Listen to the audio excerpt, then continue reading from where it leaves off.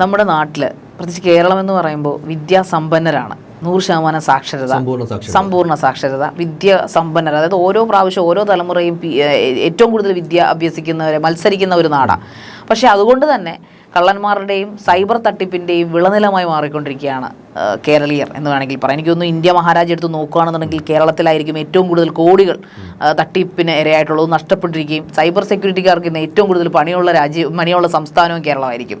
എനിക്കൊന്ന് cyber wing, എനിക്ക് തോന്നുന്നു ഇതുപോലുള്ള തട്ടിപ്പിൻ്റെ ഇരയാകുന്നവർ കൂടിക്കൂടി വരുന്നതുകൊണ്ടായിരിക്കാം സൈബർ സെല്ല് ഏറ്റവും കൂടുതൽ ടോപ്പ് ലെവലിലുള്ള ഒരു ഡിപ്പാർട്ട്മെൻറ്റായി മാറിക്കൊണ്ടിരിക്കുന്നത്. മറ്റു നാടുകളിൽ അതെ ഒരുപാട് ആൾക്കാർ ഫില്ല് ചെയ്യാൻ പറ്റാതിരിക്കുന്നു. പുറത്തുനിന്ന് മറ്റേ കോൺട്രാക്ട് ബേസിൽ ഒരാളെ എടുത്ത് പണിയെടുക്കുന്ന ഒരു അവസ്ഥയിലേക്ക് മാറുന്നു. എന്താണ് നമ്മുടെ കേരളത്തിൽ നടക്കുന്നത്, കൊച്ചു കേരളത്തിൽ നടക്കുന്നത്? കാരണം ഇത്രയ്ക്കും നമുക്ക് ബുദ്ധിയില്ലാത്തതുകൊണ്ടാണോ, അവർ കെങ്കേമന്മാരായതുകൊണ്ടാണോ, എന്താണ് ജയിക്ക് തോന്നുന്നത്? ശാരിക എന്നെ ഞെട്ടിച്ചൊരു കാര്യം എന്ന് വെച്ച് കഴിഞ്ഞാൽ, സാധാരണഗതിയിൽ നമുക്ക് ഇങ്ങനെ സൈബർ തട്ടിപ്പുകളൊക്കെ വരണമെങ്കിൽ എന്തെങ്കിലും ഒരു ചെറിയ ഒരു ലീഡ് നമ്മുടെ സൈഡിൽ നിന്ന് കൊടുക്കണം. അബദ്ധത്തിൽ പറ്റുന്നതായിരിക്കാം, അവർ പേടിച്ചിട്ടൊക്കെ ചെയ്യുന്നതായിരിക്കാം. അറ്റ്ലീസ്റ്റ് ഒരു OTP എങ്കിലും അവർക്ക് വേണം നമ്മുടെ ഈ ഒരു രീതിയിലേക്ക് ഹാക്ക് ചെയ്തെടുക്കാനും നമ്മുടെ അക്കൗണ്ട് ഹാക്ക് ചെയ്യാനും അക്കൗണ്ടിൽ നിന്ന് പണം എടുക്കാനും ഒക്കെ. പക്ഷേ ഇന്നലെ പാറശാലയിൽ ഉണ്ടായ ഒരു സംഭവം ശരിക്കും ഞെട്ടിച്ചു. ഇവര് പോകുന്ന ലെവൽ ഏതാന്നുള്ളത് OTP പോലും വന്നിട്ടില്ല. OTP പോലും വരാതെ ഡോക്ടറുടെ കയ്യിൽ നിന്ന് 10 തവണയായിട്ട് 10,000 രൂപ വെച്ചിട്ട് 1 ലക്ഷം രൂപയാണ് ഡോക്ടർക്ക് നഷ്ടപ്പെട്ടത്. അതെ, പുള്ളി എനിക്കൊന്നു ഇത് മനസ്സിലാക്കി മറ്റേ ബാങ്കുകാർ അത് ഡെബിറ്റ് കാർഡ് ബ്ലോക്ക് ചെയ്യാൻ പറയുന്ന മൊമെന്റിൽ പോലും 10,000 എടുത്തു എന്നാണ് പുള്ളി പറയുന്നത്. ഇവരുടെ ബുദ്ധി എന്താ അല്ലേ? ഇവരെ ശരിക്കും പറഞ്ഞാൽ റോയിലൊക്കെ എടുക്കേണ്ട സമയം ഇവർക്ക് അങ്ങനെയൊക്കെ വല്ലതൊക്കെ അപേക്ഷിച്ചൂടെ? നമ്മുടെ രാജ്യത്തിന് പ്രയോജനം, നല്ല ശമ്പളമൊക്കെ കിട്ടുമല്ലോ, അങ്ങനെ കൊടുക്കുന്ന നമ്മുടെ കേന്ദ്ര ഗവൺമെന്റ് ഒക്കെ ആണെങ്കിൽ ഓഫർ കൊടുക്കട്ടെ, അല്ലാതെ രക്ഷയില്ല. ഇവരെയൊക്കെ തോൽപ്പിക്കാൻ പറ്റുമോ? അതെ, നമ്മള് സിനിമ അതെ ഒരു സിനിമയിലൊക്കെ ജയറാം കാണിക്കത്തില്ലേ പണ്ട്? അതെ, സിനിമയിൽ നമ്മളിപ്പോൾ കാണുന്നിരിക്കുന്ന എത്തിക്കൽ ഹാക്കർമാരുടെ കഥ. ഇപ്പൊ കാതൽ എന്ന് പറഞ്ഞ ലേറ്റസ്റ്റ് ഇറങ്ങിയ സിനിമ, അദ്ദേഹത്തിനൊക്കെ സിനിമയിലൊക്കെ ഈ ഹാക്കിംഗ് ആണ് പറയുന്നത്. ഞാൻ പറയുന്നത് ഇങ്ങനെയുള്ള ആൾക്കാരെയൊക്കെ കണ്ടുപിടിച്ചിട്ട് എന്തായാലും ഇവരൊക്കെ പിടിക്കും, എന്തായാലും ഇവരൊക്കെ അറസ്റ്റ് ചെയ്യുന്നുണ്ട്. അപ്പോൾ അറസ്റ്റ് ചെയ്യുക അല്ലെങ്കിൽ കണ്ടുപിടിക്കുകയോ ചെയ്യുന്നുണ്ട്. അവരെയൊക്കെ ഇരുത്തിയൊന്ന് മനസാന്തരപ്പെടുത്തിക്കൊണ്ട് ഈ പറഞ്ഞ ക്ലാസ് ഒക്കെ കൊടുത്ത് ഞങ്ങൾ ഡിപ്പാർട്ട്മെന്റിലേക്ക് എടുത്തേക്കാൻ നിങ്ങൾക്ക് ഇത്ര ശമ്പളം തരാമെന്ന് പറഞ്ഞു കഴിഞ്ഞാൽ നമ്മുടെ രാജ്യങ്ങൾ രക്ഷപ്പെടും. അല്ലാതെ ഇവരെയൊക്കെ എന്ന് നശിപ്പിച്ചിട്ട് നമ്മൾ രക്ഷപ്പെടുമെന്നാണ് ചിന്തിക്കുന്നത്. കാരണം ഞങ്ങളുടെ നാട്ടിൽ ഞാൻ ആലപ്പുഴക്കാരി ചേർത്തലയാണ് താമസിക്കുന്നത്. ഞങ്ങളുടെ തൊട്ടടുത്ത് ഡോക്ടറുടെ പേര് ഞാൻ പറയുന്നില്ല, ഡോക്ടർ ദമ്പതികൾ, അവിടുത്തെ പ്രശസ്തരായിട്ടുള്ള സ്കിൻ ഡോക്ടേഴ്സാണ് അവർ. ആ ഡോക്ടർമാരുടെ കയ്യിൽ നിന്ന് 80 ലക്ഷം രൂപയാണ് ഒരു കോടിക്ക് കേരളത്തിലെ ഏറ്റവും വലിയ തട്ടിപ്പുകളിൽ നടന്നത്. 80 ലക്ഷം 1 കോടിക്ക് അടുത്ത് തട്ടിച്ചുകൊണ്ട് പോയി. അത് അവർ കുറെ കാലം മിണ്ടിയില്ല, അതിനുശേഷമാണ് പരാതിക്ക് ചെല്ലുന്നത് പോലും. പക്ഷേ ഇപ്പൊ ഈ പരാതികളൊക്കെ കണ്ടിന്യൂസ് ആയിട്ട് വന്നിട്ട് ഇതാ ഇപ്പൊ ഇന്നലെ നടന്ന സംഭവമല്ലേ, ഇതെന്താണ് ഇങ്ങനെ സംഭവിക്കുന്നത്? ഇതെല്ലാം ഈ ഡോക്ടർമാർ വാർത്തയൊന്നും വായിക്കാറില്ലേ? അതോ അവർ ചുമ്മാ അങ്ങ് എന്താണ് ഇതിൽ സംഭവിക്കുന്നത്? ഞാൻ ഇത്രയും വാർത്തകൾ കണ്ടിട്ടും ഈ സമൂഹത്തിന് ഉന്നത തുറയിൽ നിൽക്കുന്ന ഏറ്റവും വിദ്യാസമ്പന്നരായിട്ടുള്ള പ്രൊഫഷണൽ ആയിട്ടുള്ള ആൾക്കാർ പൈസയ്ക്ക് വേണ്ടിയിട്ടോ അല്ലെങ്കിൽ ഇവരെയൊക്കെ പേടിപ്പെടുത്താൻ പറ്റും ഇങ്ങനെയൊക്കെ? ഞാൻ മനസ്സിലാക്കുന്നിടത്തോളം ഇതൊരു പ്രസൻസ് ഓഫ് മൈൻഡിന്റെ പ്രശ്നമാണ്. അതായത് ഈ ഡോക്ടർ ആവട്ടെ അല്ലെങ്കിൽ തട്ടിക്കപ്പെടുന്ന ഏത് വ്യക്തിയാവട്ടെ ഒരു വാർത്തയെങ്കിലും കാണാത്ത ആൾക്കാരാണെന്ന് ഞാൻ വിശ്വസിക്കുന്നില്ല. പക്ഷേ കയ്യിൽ നിന്ന് കാശ് പോവും, അല്ലെങ്കിൽ ഞാൻ ഈ വെർച്വൽ അറസ്റ്റിൻ്റെ പേരിൽ തട്ടിക്കപ്പെടും, എൻ്റെ മാനം പോവും, ഈ നാളെ പത്രത്തിലൊക്കെ പേര് വരുമായിരിക്കും എന്നൊക്കെയുള്ള ചിന്തയായിരിക്കും ഒരു സെക്കൻഡിൽ ഇവരുടെയൊക്കെ മനസ്സിൽ കൂടി ഇങ്ങനെ പോകുന്നത്. പക്ഷേ ആ സമയത്ത് നമ്മുടെ സാമാന്യ ബുദ്ധി വർക്ക് ചെയ്യുന്ന ഒരു അവസ്ഥയിലല്ല എന്നുള്ളതാണ് ഞാൻ മനസ്സിലാക്കുന്നത്. പക്ഷേ ഇത്ര അവബോധമൊക്കെ നമ്മുടെ ഗവൺമെൻറ് തന്നെ കൊടുക്കുന്ന ഒരു സാഹചര്യത്തിലും നിരന്തരമായിട്ട് പറഞ്ഞ പോലെ വാർത്തകളൊക്കെ വരുന്ന ഒരു സാഹചര്യത്തിലും പെട്ടെന്ന് ആൾക്കാർ പാനിക് ആവുകയാണ്. ആ ഒരു പാനിക് സിറ്റുവേഷനെയാണ് ഇവർ യൂട്ടിലൈസ് ചെയ്യുന്നത്. ഇത്ര സമയം നിങ്ങളുടെ മുന്നിലുള്ളൂ, അരമണിക്കൂറിനകത്ത് ഇത്രയും കാശ് തന്നില്ലെങ്കിൽ ഉറപ്പായിട്ടും അറസ്റ്റ് വരും, നിങ്ങളുടെ വീട്ടിൽ മുമ്പേ പോലീസ് വരും, അല്ലെങ്കിൽ നിങ്ങളുടെ പേരിൽ നടപടികൾ രജിസ്റ്റർ ചെയ്യും, നിങ്ങളുടെ പേരിലുള്ള പാഴ്സലിൽ മയക്കുമരുന്ന് വസ്തുക്കൾ കണ്ടെത്തിയിരിക്കുന്നു, വിളിക്കുന്ന സൈബർ വിങ്ങിൽ നിന്നാണ്. ഇങ്ങനത്തുള്ള ഒരു ആകെ മൊത്തം ഒരു ചിത്രം കിട്ടുമ്പോഴത്തേക്ക് ആൾക്കാർ ഭയന്നു പോവുകയാണ്.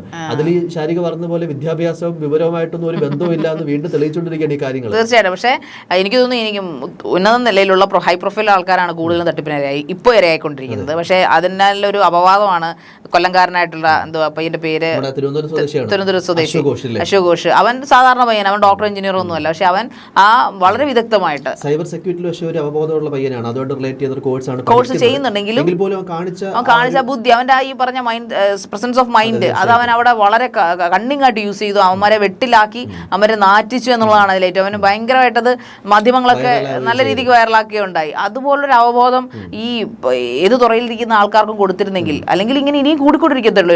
ഈ പറയുന്ന പോലെ 1 ലക്ഷം 2 ലക്ഷം ചെറിയ തുകയൊന്നുമല്ല പോകുന്നത്.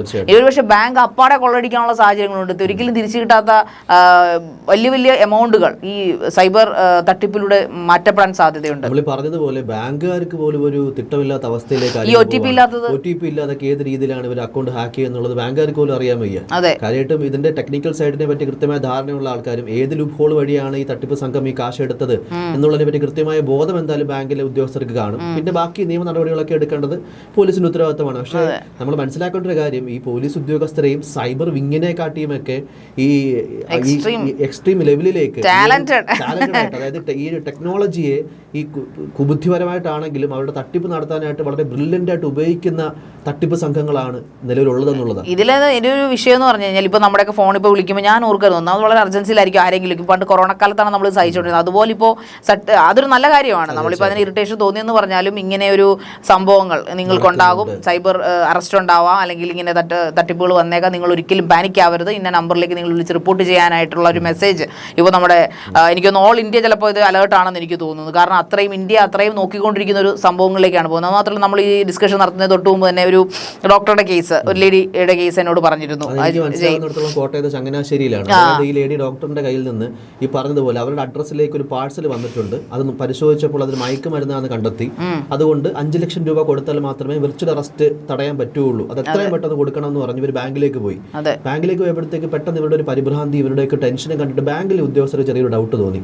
ഇവരുടെയൊക്കെ ചോദിക്കുകയാണ് എന്താ പറ്റി, ആർക്കാണ് കാശ് അയക്കുന്നത് ചോദിച്ചപ്പോൾ എൻ്റെ ഒരു ബന്ധുവിനാണ് എന്നാ പറഞ്ഞ്. ഇവർ ആ സമയത്ത് പോലും ഡിസ്ക്ലോസ് ചെയ്യുന്നില്ല കാര്യം ഇവർ പരിപൂർണ്ണമായിട്ട് വിശ്വസിച്ചിരിക്കുകയാണ് തട്ടിപ്പ് സംഘമൊന്നുമല്ല, ഞാൻ പെട്ടുപോയതാണ്, ഞാൻ ഈ കാശ് അയച്ചു കൊടുത്തില്ലെങ്കിൽ ഞാൻ അറസ്റ്റിലാകും. ശരിക്കും സൈബർ അറസ്റ്റിലായിട്ട് അവർ വിറച്ചിരിക്കുവായിരുന്നാണ് ഞാൻ ആ നെറ്റിലെ വാർത്ത കേട്ടപ്പോൾ എനിക്ക് മനസ്സിലായത്. പോലീസുകാരെ ഇവരാണ് ഈ കാര്യം അറിയിക്കുന്നത്. അതായത് ഈ ലേഡിയുടെ കാര്യത്തിൽ ഒരു സസ്പീഷ്യസ് ആയിട്ട് എന്തോ ഉണ്ട്, എന്തോ ഇങ്ങനെ ഒരു അബദ്ധത്തിൽ പെട്ടിരിക്കുകയാണെന്ന് പോലീസിനോട് പറഞ്ഞു. പോലീസ് വീട്ടിൽ ചെന്ന് കാര്യം ചോദിക്കുമ്പോൾ ഇവര് സഹകരിക്കുന്നില്ല. ഇവർ ആ സമയത്തും ഈ ഒരു വെർച്വൽ കോളിലാണ്.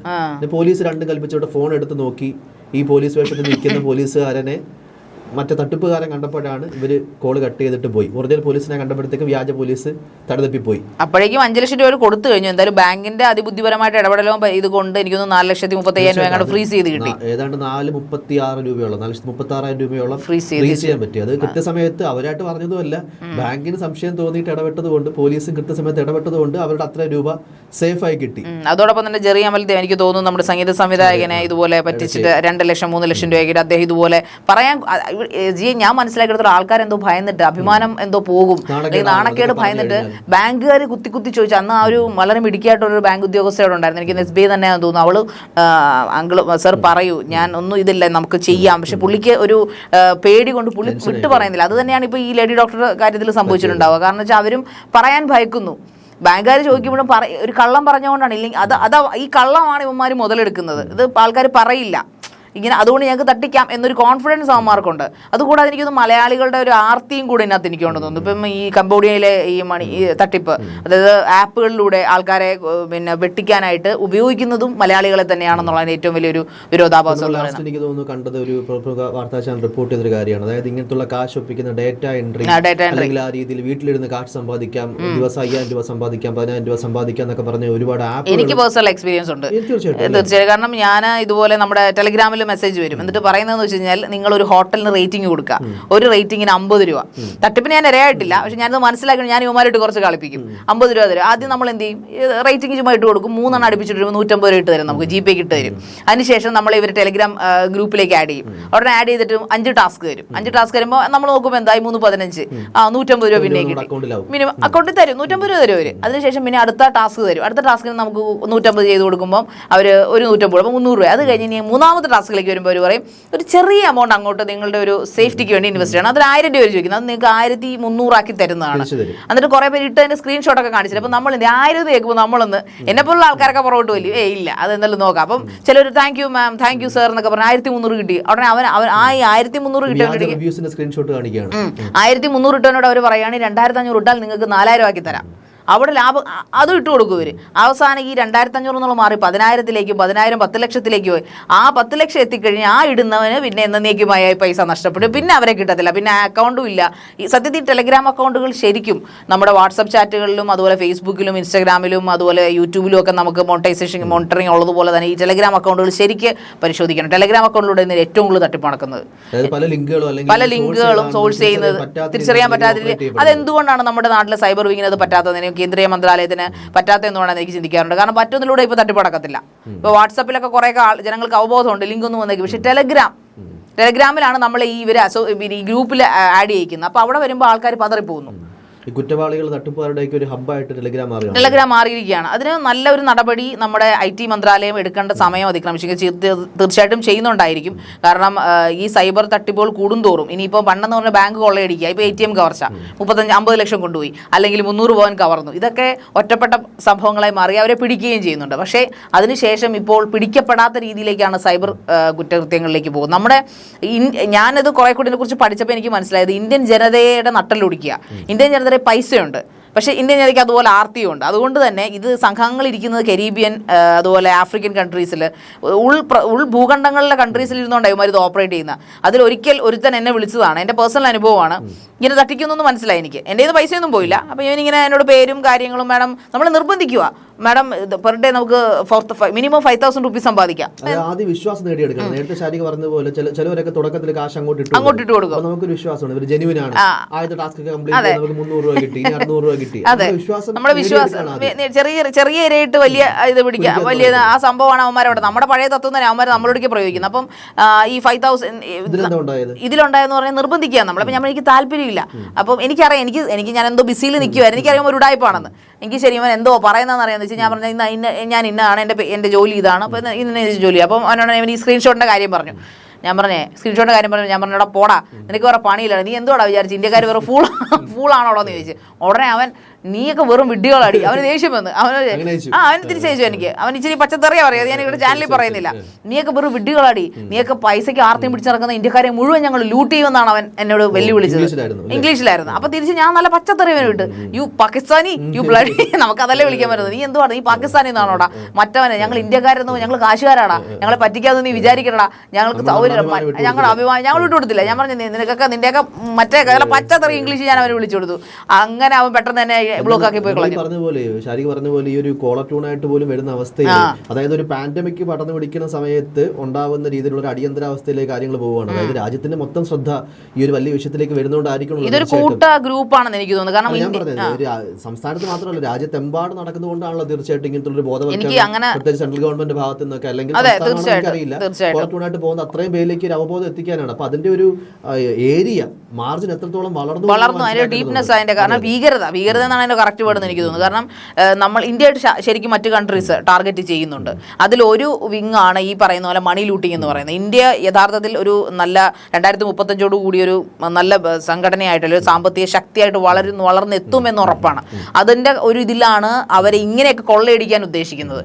അപ്പോൾ അതുകൊണ്ട് തന്നെ ഇങ്ങനെയുള്ള കാര്യങ്ങളിൽ കേന്ദ്രീയ മന്ത്രാലയമായാലും സംസ്ഥാന സർക്കാരുകളായാലും അതീവ ജാഗ്രത പുലർത്തണം. അതിന് ജനങ്ങളെ ശരിക്കും അവബോധം ഉണ്ടാക്കണം. ചെറിയ ക്ലാസ്സുകൾ, ഇപ്പോൾ സൈബർ ക്ലാസ്സുകൾ എല്ലാവർക്കും ഉണ്ടല്ലേ, സൈബർ സെക്യൂരിറ്റി ആയാലും സൈബർ ക്ലാസ്സുകളായാലും കുഞ്ഞുങ്ങൾക്കൊക്കെ പൊടിക്കയായാലും പറഞ്ഞു കൊടുക്കണം. ഒരിക്കലും ഈ കോളർ ടൗണൊക്കെ ഇടുന്നത് നല്ലത് തന്നെയാണ്. എല്ലാവർക്കും ഇങ്ങനെയുള്ള ക്ലാസ്സുകളൊക്കെ കൊടുത്ത് നമ്മുടെ വരുന്ന തലമുറയെയും പിന്നെ ഈ പ്രായമുള്ള ആൾക്കാരെയും ഒക്കെ ഇതിനുള്ളൊരു അവബോധം ഉണ്ടാക്കിക്കൊണ്ട് ഇതിനൊരു അറുതി ഉടനെ തന്നെ നമ്മുടെ സർക്കാരുകൾ എടുക്കുമെന്ന് നമുക്ക് പ്രതീക്ഷിക്കാം. തീർച്ചയായിട്ടും പറഞ്ഞ പോലെ തന്നെ നമുക്ക് ഈ ബാങ്കിൽ നിന്നൊക്കെ നമ്മളെ വിളിക്കുകയാണ്, അല്ലെങ്കിൽ നിങ്ങളുടെ അക്കൗണ്ട് ബ്ലോക്ക് ആക്കാൻ പോവുകയാണ്, OTP നമ്പർ വരും, അത് ഷെയർ ചെയ്തില്ലെങ്കിൽ എത്രയും പെട്ടെന്ന് നിങ്ങളുടെ അക്കൗണ്ട് ബ്ലോക്ക് ആവും. ഇങ്ങനെ പല രീതിയിൽ പല വേഷത്തിൽ തട്ടിപ്പുകാർ വരും. ചിലപ്പോൾ ജെന്യൂൻ ആയിട്ടുള്ള ബാങ്കുകാരായിരിക്കും പോലും വിശ്വസിക്കരുത് ഞാൻ പറയുന്നത്. കാര്യം അത് ആ ബാങ്കിനെ തന്നെ വിളിച്ച് ചോദിക്കുക, അല്ലെങ്കിൽ നമുക്ക് നമ്പർ കിട്ടുക എന്നുള്ളതോ അല്ലെങ്കിൽ ഒരു കോൺടാക്ട് ചെയ്യുക എന്നുള്ളതോ അത്ര വലിയ ബുദ്ധിമുട്ടുള്ള കാര്യമല്ല. അപ്പോൾ അതിന്റെ ജെന്യൂനിറ്റി മനസ്സിലാക്കിയതിന് ശേഷം മാത്രം അതിൻ്റെ കാര്യങ്ങൾക്ക് റെസ്പോണ്ട് ചെയ്യുക. പരമാവധി ഇങ്ങനത്തുള്ള വ്യാജ ലിങ്കുകളിലൊന്നും ഓപ്പൺ ചെയ്യാതിരിക്കുക, പാനിക് ആവാതിരിക്കുക. കാര്യം നമുക്കറിയാം, നമ്മളാർക്കും പാഴ്സൽ അയക്കാനായിട്ട് നമ്മൾ അഡ്രസ്സ് കൊടുത്തിട്ടില്ല, കാര്യങ്ങളൊക്കെ നമുക്കറിയാം. ഈ ഒരു പറ്റിപ്പൊക്കെ പറ്റിക്കഴിഞ്ഞതിന് ശേഷം നമ്മളിത് ചിന്തിച്ചിട്ട് കാര്യമില്ല, അയ്യോ വലിയ പറ്റിപ്പോയി ഞാൻ മണ്ടനായി കൊടുത്തല്ലോ വിചാരിച്ചിട്ട് കാര്യമില്ല. അതുകൊണ്ട് ഇങ്ങനത്തുള്ള തട്ടിപ്പ് സംഘങ്ങൾ വരുമ്പോൾ ഈ പറഞ്ഞതുപോലെ തിരിച്ച് നല്ല രീതിയിൽ കമൻറ്റ് കൊടുക്കാനും അവരെ ഒന്ന് വിരട്ടി നിർത്താനും ഒക്കെ പറ്റുകയാണെങ്കിൽ മാക്സിമം അത് ചെയ്യുക. തട്ടിപ്പുകാരുടെ ഇത്തരം കെണികളിൽ വീഴാതിരിക്കുക.